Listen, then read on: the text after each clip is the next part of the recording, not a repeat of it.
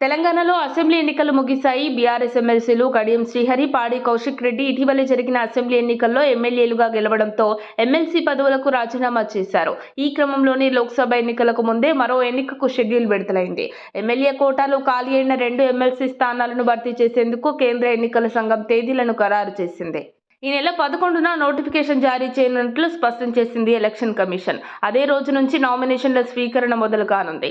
18వ తేదీతో నామినేషన్ల గడువు ముగియనుంది. 19న నామినేషన్ల పరిశీలన, 22 వరకు నామినేషన్ల విత్డ్రాకు గడువు ఉంటుంది.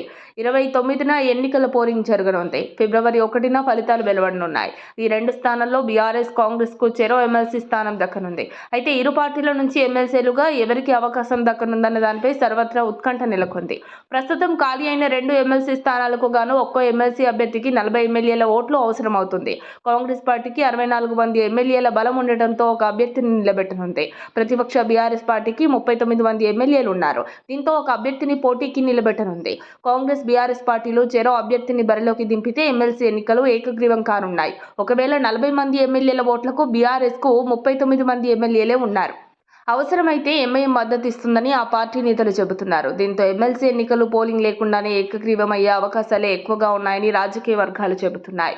ఈసారి ఎవరెవరికి ఎమ్మెల్సీలుగా అవకాశం దక్కుతుందన్న దానిపై కాంగ్రెస్, బీఆర్ఎస్ పార్టీలో జోరుగా చర్చ జరుగుతోంది.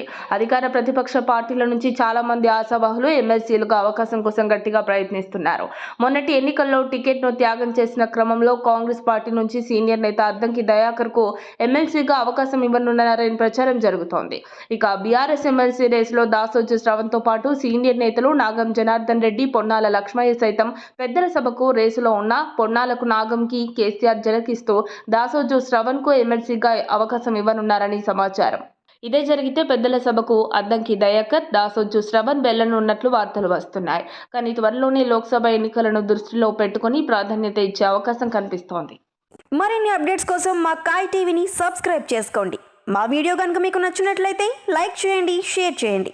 మీ విలువైన అభిప్రాయాలను కామెంట్ బాక్స్లో తెలియజేయండి.